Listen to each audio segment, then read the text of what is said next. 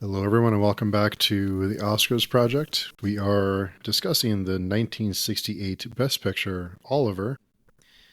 That year, the nominees were Oliver, Funny Girl, The Lion in Winter, Rachel, and Romeo and Juliet. Huh. Wow. This lost to The Lion in Winter. Wow. I mean, this beat The Lion in Winter. Yeah. Wow. I don't It's have worse. a, I don't have like a, I don't have a dislike for musicals, but I have to say I am excited that we don't have one for a while, just because it's like let's. So I'm not the biggest musical fan. I don't mind them, but it'd be nice to have a little bit of a break. But I yeah, I was actually becoming more of a fan with some of the ones that we've seen, which I thought were pretty good because I wasn't a big fan before. And The Sound of Music and West Side Story kind of was turning me around and this one this one's okay. now now I'm just like this one's okay. Let's get back to what a turnaround, huh? From In the Heat of the Night. Like what a 180. This has some parallels to Tom Jones. And if I tell you I'd rather watch fucking Tom Jones again, that tells you what I think about Oliver. Wow. wow, I thought I was going to be the lone, Wow. the wet blanket again. Wow. Wow. Wow. Yeah. I didn't hate it, but I was like, this is one of the reasons why we're doing this Yeah. because we're trying to figure out why these things are best picture, right? And we want to see how it, why is this best picture? Especially since you said The Lion of Winter. I love that movie, The Lion of Winter. That was a great film. Wow. I may as well get the big thing out of the bag. 2001: A Space Odyssey was not even nominated this year. And it's factually one of the greatest movies that has ever been made, even now. And it wasn't even nominated. I think our Oscars project may be done. We could Oh always, my God. visit another one that we think is worthy for Best Picture. No, I mean this is interesting because I think for me this is another Hollywood movie that celebrates England in some way. The 60s have Yeah. just been absolutely chock a block full of them, and I would say they are all of varying qualities. And this one has a slice of a couple of them. So it has a bit of Tom Jones. It has the accents from My Fair Lady. It has not that many bangers. If we're going on the musical scale, it's not very, I, Nope. there mightn't be, no, they're not of the level of the previous one. But what it does have is uh, Carol Reed is a director who's very, very famed at the time and never got recognised for other things. But I think the quality of the filmmaking at the very start is very good. In fact, it's reminiscent of the 1930s Hollywood movies where the big showpieces with all the people on set and all of that kind of stuff. And I sort of feel like Carol Reed was getting a bone thrown to him a little bit. Since the 60s, they Huh. loved the musical. And Carol Reed made a musical, and this was it. I Wow. wonder if it was kind of because it is based off of the Charles Dickens 1838 novel Oliver Twist. I wonder if that had something to do with it, like it had the Yeah. gravitas of being a Charles Dickens novel. Again, this fascination with English culture. I won't even say British, but English culture that seemed to pervade the 60s. I mean, for a reason, a lot of the popular culture centre of the world was based in England around that time. But as Jared sort of alluded to, we kind of got our glimpse into another style of movie in the heat of the night. And then they were like, oh my God, we didn't like that or something. And we're going back. We're going way back. We're going to Yeah. Victorian England. Yeah, there almost seems to be some sort of backlash for Yeah. Hmm. for uh for nominating and for winning such a different film than what's been rigor de course or however you say that, but course de rigueur, yeah. Yeah. And they went out of their comfort zone, I think, with the nominations for In the Heat of the Night, and now they're trying to get back into their comfort zone of what's been going on for the whole decade here, and I think that was a mistake based upon the movies that Steve listed, and like you said, 2001. I didn't even know that came out this year, but so I mean, but what did the film do right? I mean, it's not like it's not technically abhorrent or anything like that. No, I no. mean, we had the usual good solid cinematography and stuff like that, some good shots. Um, you know, it just seemed so redundant and to what we've already seen this decade. It was almost like a uh, just a it's just rinse, wash, recycle, basically. Turn out the same thing, and have a comfort nomination that we can just say, okay, this is good picture, you know. Yeah. Well, I think it like we mentioned course corrections. I mean, I think we said similar things after Lawrence of Arabia, because in '62 we had Lawrence of Arabia, then we went to Tom Jones. Yeah. So maybe it was kind of something similar with Right. something more Yeah. serious and rooted in, kind of a heavy topic, and you go from that to Oliver, and maybe there was something. We're seeing a pattern. Yeah.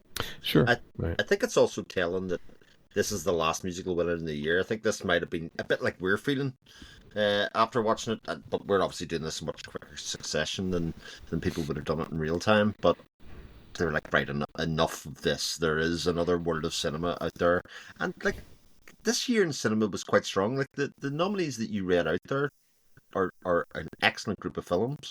And you've got Planet of the Apes and Rosemary's Baby, etc. that came out that year as well, that are Wow. very much esteemed that year as well. But like all of those other films you nominated to talk about, I consider to be slightly better. So it shows you the sort of crapshoot that can happen because films can get momentum at the right time, at the wrong time, in both directions. Some films can be very hyped and then slip off as they get closer to the ceremony and that kind of stuff. And I think it's probably worth pointing out that a lot of marketing dollars and things go into Oscars winners as well. So again, Sure. Carol Reed was a very famed director at the time, and hadn't been recognised maybe in the same way as he should have. And this was one of his last shots, I suppose. So the Oscars have a tendency to throw somebody a bone every now and again who's been nominated a lot of times and all of that kind of Sure. stuff, or doing that. So kind of make up, but it isn't even the best sort of film with music in it, like Funny Girls. Better film with music, and there's Barbara Streisand, etc. Yeah. in it Barbra Streisand. as Yeah. well. And yeah, it's a strange one because technically it's a very well made movie. There's no doubt. I think it's a gorgeous looking movie. I think the end of it is a bit strange, but anyway. And it has these kind of larger than life characters, that are in it, between Fagin, Sykes, and the Artful Dodger, and all of that kind of stuff, who in some ways are underplayed a little bit for this very weak leading role. Like the young boy is not good at all in this. He can't sing, he can't act, he maybe has the right face, but it's a weak thing to hang a whole film around, I think. Yeah, it was an odd Yeah. choice. I'm with you there. It's kind of funny, and it was a light choice, like a light-hearted choice. It was because you had that opening that had that old-fashioned beginning, like you mentioned the 30s earlier, right? It's very It had this reminiscent of those, yeah. old-fashioned beginning with this music and this introduction, and you have these still drawings, to emphasize kind of a cartoony lightness of tone that's going into the film. And I think they were pushing that to kind of help us forget the reality of what it actually is like to be an orphan, and what it actually is like, to live in a place called workhouse and with a sign that says God is love above it. The and then they have that song Food, Glorious Food, which is probably the most famous song from the film. But that was very light and very, it's kind of covering up the real societal problem here with this lightheartedness, whereas in the heat of the night was shining a glaring spotlight on the problems of society, and so it was definitely setting you up for, you know, don't take everything seriously. This is a more of a fantastic thing, a fantasy almost, and that these orphans and this almost altruistic Fagin dude who has his own moral dilemmas sometimes, but they're gonna get by. Everything's gonna be all right, and then the orphan's gonna get in with the rich guy by the end, and it's just Yeah. I love that point actually, Jared, because as you say, In the Heat of the Night was all about social commentary. Like that was very much at the heart of it. And while I've never read Oliver Twist, like Dickens has a reputation for his books being all about social commentary as well. So the source material was very about the poverty and Mhm. the, the the depths of which society could kind of stoop to, and by using this kind of young orphan boy as the kind of center of it, like he gets removed for asking for more absolutely disgusting food and being seen as a problem in society because he wanted more of this absolutely disgusting food. I think there's a real tone to it, and again, I think if it was made now, they would have leaned very heavily into that. I don't think there's any doubt about that. But as you say, it kind of totally flips the script on that and kind of shows like the totally opposite side of this is that even though these kids are starving and they're kind of living in terrible conditions, they're still dancing and singing away, and it's having Yeah, a good old time.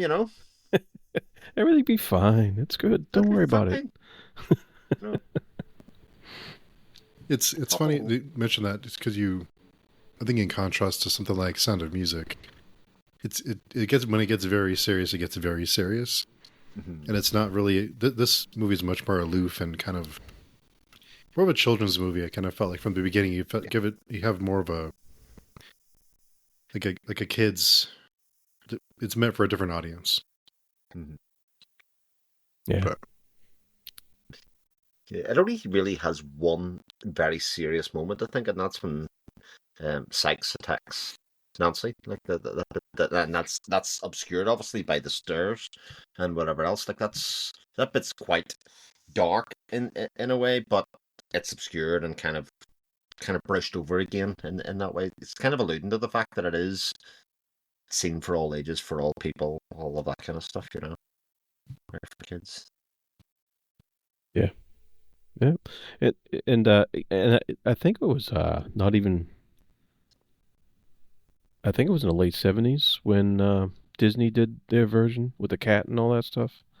And Polanski. Yeah. I kind of like that one better, to be honest with you. but but it was yeah. This was it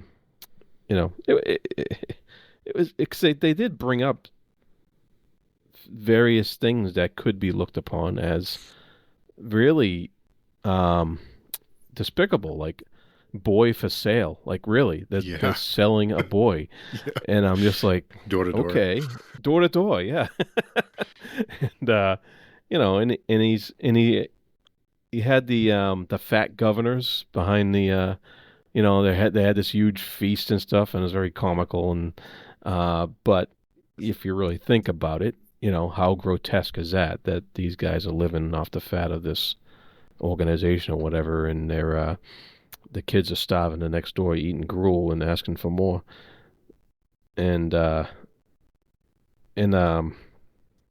yeah, so it's really and it did look a little bleak when Oliver ran away from the mortuary there, Mhm. and the coffin maker, I think it was, yeah, and it did look a little bleak until he finally, he ran into Dodger, and uh, which we kind of knew that's the story anyways because we knew that was going to happen, but yeah, it's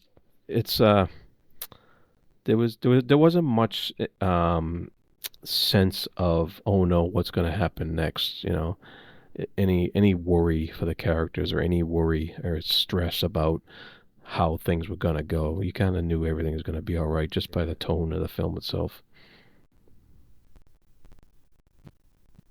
Yeah, I think you both mentioned uh, Mark Lester as Oliver. He's kind of. I felt like he was outshined by a lot of the supporting cast, especially Fagin. Yeah, I think Fagin was Fagin good. really stole the show, and I think his real chemistry or like charisma, and Yeah, you just want to know more about him. I thought he was the most interesting character for me, anyway. yeah. His that role and the Artful Dodger role are the two that are the plum stage roles. They're the two ones that everybody wants to act because they're very playful, and I even think the Artful Dodger role is sort of undersold in this version as well. Like I've seen stage productions of Oliver as well, and the Artful Dodger's like the person that everybody gets behind, in the audience, because he's sort of like a scamp. And in this one, I mean, he's a bit of a scamp, but it doesn't really gestate into anything kind of major that you're rooting for him or kind of feel sorry for him. He's just kind of one of the gang in his own way. Fagin's always great fun because he is the one that has the complex character side to him. He has the duality to him. Him and Nancy are the two within this sort of fighting with themselves. Oliver Reed as Bill Sykes is maybe a bit on the nose, a little bit. But yeah, those two characters are the ones that really stick out and make it worth watching. Oh, yes, and the other great bit of casting as well, I have to say, and maybe the best bit of casting, Bullseye the dog. Spectacular. Or Yeah, we're complimenting the dogs, something's wrong. Yeah. It's a scar. That's amazing. It's a scar on that dog's just perfectly done. yeah, and he scares him off. He saves him. It's great. Uh, yeah, no, Fagin's like you said. Fagin is the one with the most character depth as far as that. He's. I love the scene where he's taken the box out of his hidden cache there and looking over the treasures and wondering to put it back or should I take it away or should I take off. That was a great scene actually. That was. I really enjoyed his dilemma there, his conscious dilemma, his moral dilemma, and I thought that was probably, like you said, the strongest part of the film. And sort of ending with, again, one of the few real points I was trying to make when he drops the chest into the sludge and the fact that anything shiny or worthing is going to be swallowed up by the city, which is very much at the heart of most of Dickens's novels. That the kind of shit show that is Victorian London and the Hmm. poverty laws and all of that kind of stuff meant that nothing good could happen in that place to a certain group of people, regardless of how they looked at it, which is the one thing that comes away from that movie, I think, in terms of social commentary. Everything else is just like, I mean, the film's sort of like a cross between Pinocchio, Annie, and Tom Jones. Like, Annie comes later and all that kind of stuff, but like those three movies kind of encapsulate what this version of Oliver is, especially. Very close to Annie, I thought. I was Yeah. Annie was very inspired. Inspired a lot of inspiration from Oliver. Yeah. That kind of, this boy's living in poverty, but he could be living in a great life, and all. But you never even get a sense that Oliver's that good a kid, or anything like that. He's just kind of following with the crowd, and he's willing to stand up for himself, but it's not exactly, oh God, what a great kid. I wish I was his dad. You know, that's not that's not that's not the feeling that you necessarily get through it. It just again, it's a strange best picture when they're like I can't It is really wrap my strange. head around And about like how I get it. yeah, and like the rich guy, he kind of notices that uh he notices the resemblance from a painting on the wall of Oliver to his lost was it niece or something? I forget who it was, Yeah, it was but Lost Niece, but and right, I'm just like, wow, that's a leap. that's that's automatically makes all of us somebody who has to be in the family and get the rich life at the end or But whatever. the bit I don't get about that, right, Jared? It's a painting. It's not in a picture, so they Yeah, could have literally made the painting exactly like the boy, but with long hair. Really made it a thing. But to me, he looks nothing like the painting. Well, you had to So be there, Chris. yeah, it was maybe. I was like, but they shit painting, they could have literally made it look just like the boy, and you would have went, oh, right enough. It's really good. Oh man. I think we've talked about the other musicals we've seen. West Side Story, Sound of Music, and there's been songs in those that I really remembered hearing. Mm-hmm. Other places that have kind of, they stuck around in our culture, but there wasn't a whole lot in this one that I really that I remembered hearing before, or that I hear referenced. I think the only thing was the kind of please have some more, please, that was about. I didn't really recognize too many other things that have really kind of stuck around the way other movies that we've seen have. I never knew that commercial jingle was from this film. The food, glorious food song, that they used that in a commercial like about 20 years ago or so, and that's where I knew it from. I didn't know it was from this movie. There's a couple, like, I think Consider Yourself's not bad. Pick a Pocket or Two is not bad, but the likes of Where Is Love is like so on the nose. It's like, oh my god, it's like almost saccharine. How much on the nose that is. This kind of poor boy who can't really sing, can't really act. It's like that advert, you can't sing, you can't dance, you're gonna go a long way, son. It's very much like that in 1968. And he's like, oh, but nobody loves me. What is love? Like, where could I find it? And it's like, oh, fuck's sake. I want to see the horror remake of this. The horror remake. Winnie the Pooh. I think this could be a great winner. Where Oliver murders his parents and is on the run. Oh no, Oliver gets tortured every time he gets captured by another person. He gets tortured, and you're like, "You're good for nothing, kid. You're good for nothing." Oh my! Where's your rich mummy now? Rich dead mummy now? That kind of stuff. Oh crap! Jeez, you really didn't like this one. Huh? I really don't like this movie. I'm glad, because I thought maybe I'm missing something. I thought it was okay, but man, it is 2.5 hours of about. I think it was like 20 minutes in. I was like, okay, we're about halfway through. It's like, okay, 20 something minutes. Okay, never mind. That's funny. I did find like Chris, you mentioned some of the numbers were just like, yeah, okay, this is bad. And I actually fast forwarded through the singing numbers. I was just like, okay. And then I was waiting until they stopped singing, and I continued watching it. It was only about 45 minutes for you then, Jared, was it? Yeah, it was. Well, Steve said 2.5 hours. I was like, wow, it didn't take me 2.5 hours. I don't know what's going on here. It's like the book equivalent of just reading dialogue. Is that what you did? Just read dialogue? Yeah, probably.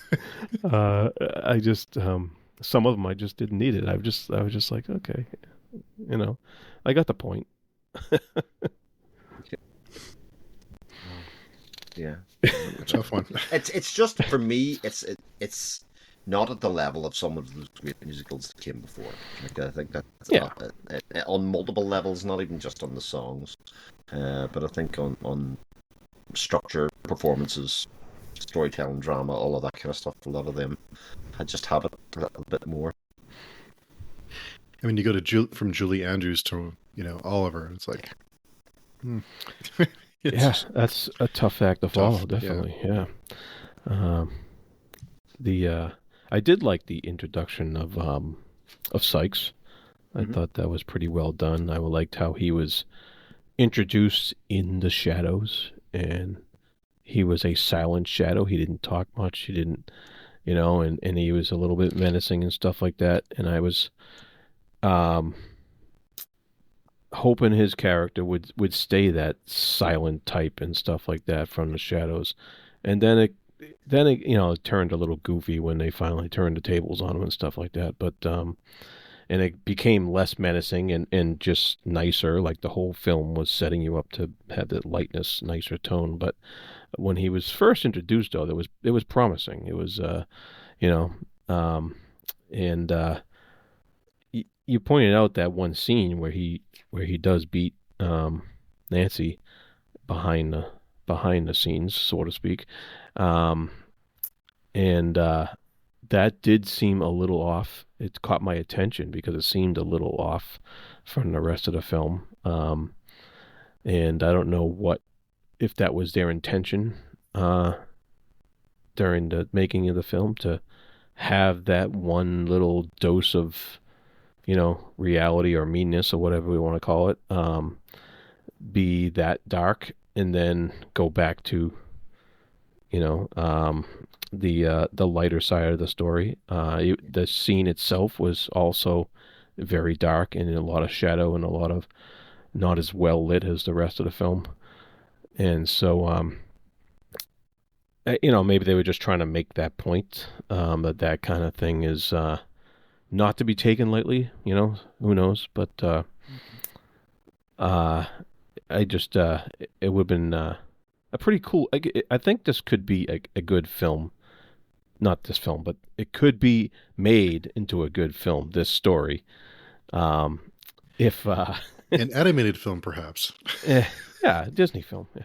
But it was actually, no, I mean, as a serious film, like as a no, cut out the music and stuff, just make a actual Oh yeah. Okay. make an actual movie out of it, and it could be, because the story is a timeless classic. It's been around forever, and I wonder if you get a director who with or a scriptwriter with some other viewpoint on it and what they could do with it. I think that the strength of some of these characters could be made into something special if they in the right hands. Make a 15-minute movie out of it. I think interestingly, it made me want to read the book because I'm almost certain the book has more of what I wanted out of a film like this, of this subject content. So, and like Steve said, it's hard to rat on it, but it intentionally set out to be this kind of film. It didn't set out to be the kind of film that I wanted it to be. So, like, I should scold myself for being disappointed in the film for it not being what I wanted it to be, because it very clearly Sure. wanted to be a whole family, go to the cinema, sing songs coming out of the cinema, and keep everybody going for a while because of it. But it just feels like a bit of a missed opportunity in terms of a film that was going to have such widespread appeal that it didn't kind of go to some of the darker elements or things of it. Just even that the way that Disney films have done, maybe more so than lately in others, where they have this kind of two-level kind of storytelling going on. They have the entertaining story for the kids, and they have the Hmm. little things that it wants to make for adults. They showed how to do that much later, that you can do that incredibly effectively and have this kind of two-train system going on, for people to watch movies, so that everybody's sort of getting something out of it. And this Yeah. definitely feels like a film that could have done that quite easily. Yeah, like from the very start, I think it did seem very like it was like a kids movie. I think it from some of the I was kind of surprised because some of the reviews I saw, just kind of like kind of seeing what other people had talked about. I think some of the reviews I saw mentioned the themes like the class divide and child labor and Sure. kind of living in what is it 18 whatever London. And I can see the class divide, but I don't know I don't know.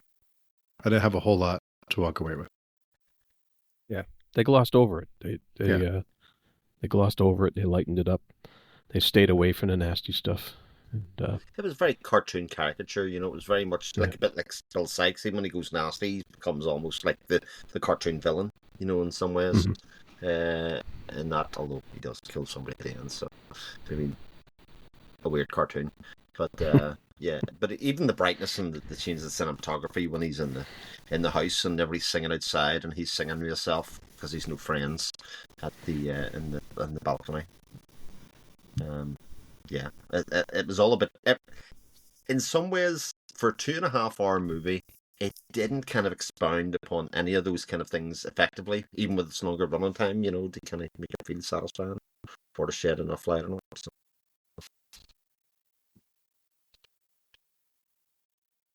So, there was one line that stood out to me. Somebody said, I forget who it was. The law is a bachelor, and I was like trying to figure out exactly what he meant by that, and I don't know. The law is choosy, I guess. I don't know. I'm trying to, because he was comparing it to because the kid was brought in for pickpocketing, Yeah. right? And he was in the courtroom there, and Oliver was he didn't do it. Of course, it was Dodger who did it, and so the law is a bachelor. I was trying to remember why he said that and what the context of that was. Uh, to me, I sort of read that as it's without compassion. It just sort of looks out for itself. It is what it is. It's very factual. Whereas other people were trying to make a case for Oliver. Let me speak on his behalf. All of that kind of stuff, and it was like, no, no, no. These are the facts. This is what's going to happen, to him at that stage, and it is an interesting line because it sort of does make you think that even in those times as compared to today, the law will be what the law is, regardless of circumstances or anything like that. It isn't made to be applied on a case by case basis. It's made to be applied fairly and without compassion. True enough. True enough. What would the law be married to if it wasn't a bachelor? That's true. That's true. This is a fun one. I'm just glad I'm not alone because I thought, what am I missing here? So I'm glad I'm not alone. It did. I kind of just, I don't say wrote it off, but I kind of just said maybe I think this is just I'm just not the right audience for this. I'm not the target audience for it. So. And I'm also surprised more of the films didn't age well because I think an awful lot of times these kind of things are products of their time, and they will age badly.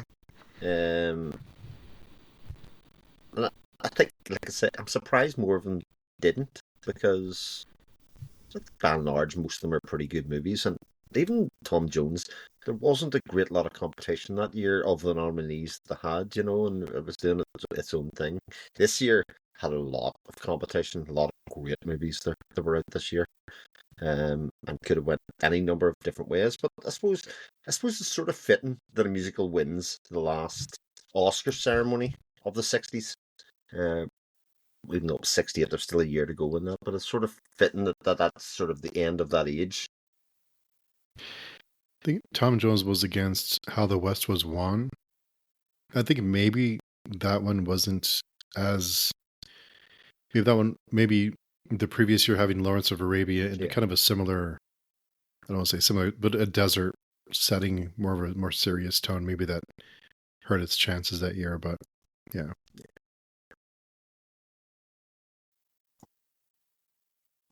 Yeah, definitely is an interesting. An interesting kind of look. I think you're onto something, Chris. This is kind of like the end of an era. It's the we're starting to head into the 70s here. I think next year is what, Midnight Cowboy. Mm-hmm. Midnight Cowboy. Yeah, and I think from then on we're going to see a different kind of film. I mean, I think In the Heat of the Night gave us a little peek at that. Yeah. And we're moving into a new time. The 70s has some bangers, though. Oh yeah, most certainly. Yeah, French Connection, Godfather 1 and 2, The Sting, Rocky, The Deer Hunter, Kramer versus Kramer. Feels like it gets much more serious and more street level, I guess. Especially things like The Godfather and Kramer versus Kramer is another one. Rocky. Yeah. More of kind of a different focus, a different different tone. Yeah, it seems like people seem to have wanted to things that reflect their reality a bit more than what the '60s did. The '60s had a lot of fantastic stuff, a lot of grand stuff, and it, I have a feeling that people weren't feeling it anymore. You know, I think next year, even though it wasn't nominated, has a very landmark film in terms of that change as well. Because you had the birth of independent cinema sort of started around this true. time as well, and very prominent movie that kind of changed the nature of filmmaking in a lot of ways. So Easy Rider is in '69, so um, it's sort of seen around that time as being a very important independent movie with the likes of Jack Nicholson getting involved, Dennis Hopper, and Henry Fonda and the like. So yeah, we are going into a new age. Oh, and how much of that too was because you think the '60s was, the Vietnam War, Hmm. the Civil Rights Movement, a lot of Kennedys, and I wonder if some of the movies that we've seen are more about escapism and escaping Right. what was going on in the real world. Yeah. And The Heat of the Night is kind of the outlier in that sense because it is more social commentary. But maybe that plays a part in the '70s. We get much more serious with The Godfather, The Deer Hunter. So I wonder what the kind of the social climate was during that time for us to see such a drastic change. Yeah, it's interesting to watch how films, and especially popular films, kind of either mimic or are the complete opposite of what's happening in the real world at that time. Yeah, Very little just toes the line. yeah. It's very interesting because you wonder at what point is that pendulum going to swing back the other way? And what's going to, eventually people will get sick of reality, and eventually they're going to want escapism again. So we'll see how Well, that swings. Yeah. some might consider that the whole Marvel superhero thing was exactly a reaction to that in some ways, and even it has too much of the same thing is a bit Hmm. problem there as well, and people kind of, again, it just swings backwards and forwards. Sure. We're going to come to the '80s, which was a reaction to the seriousness of the '70s, and we're going to see a lot of films in the '80s that were very different. Maybe not always the winners, but when you look at the nominees around that time, it's a very different type of cinema that was happening in the '70s, etc. So like I think the whole idea of the Oscars experiment's really interesting. Just do them back to back and kind of Yeah. see what happens, because it does sort of make more obvious some of the trends and some of the reactions and that kind of stuff um, to you when you're going through it. So interesting. And we're just crazy enough to do it. Yeah. Yeah. Yeah. So Oliver, I think I know we're not into ratings very much, but is this something? Let's put it this way: would you ever watch it again voluntarily? No. Maybe in company. Like I Wow. tend to like musicals, but it, it's way down the list. Let's put it that way. There's many a '90s musical, a 2000 musical, a 2010s musical that will sit a long way above it. It's Yeah. right dear down the bottom for me, I have to say. Yeah. Yeah. I think I would enjoy watching The Sound of Music again. Oh yeah. I actually look forward to the day where I can sit down and watch The Apartment again. Yeah. And the this one, I'm good. I'm not sad. I'm not sad I saw it. I'm glad I saw it. I'm glad I checked it out. I'm glad that we went through this and gave it a shot. But yeah, I'm good. And it's not Tom Jones, so I guess there's that. Yeah. I watched Yeah. Tom Jones again. I'm telling you, before I'll watch this, that's an absolute certainty. Wow, that's a Wow. bold. I don't know. I think I might watch all of it again. That's tough. Yeah. That's a tough one. That's a tough one. Tom Jones has Susanna York. That's all I'm saying. It's true. It's true. All right. Well, good Oh, stuff. man. So next episode is Midnight Cowboy. I've never seen it. Have either of Me you either. seen it? I've seen parts of it, not the whole thing. So I'm looking forward to it. Good movie.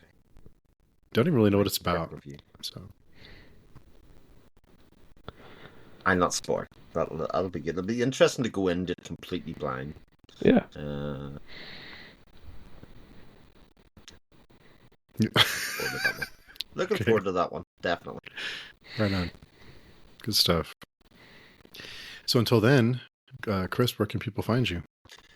They can find me on my channel at Chris Mullen. They can find me at pagetune.com. They can find me in the podcast Speculative Speculations. And Jared. Yep. You can find me on Speculative Speculations as well, and page chewing, and you can also find me at the Fantasy Thinker YouTube channel.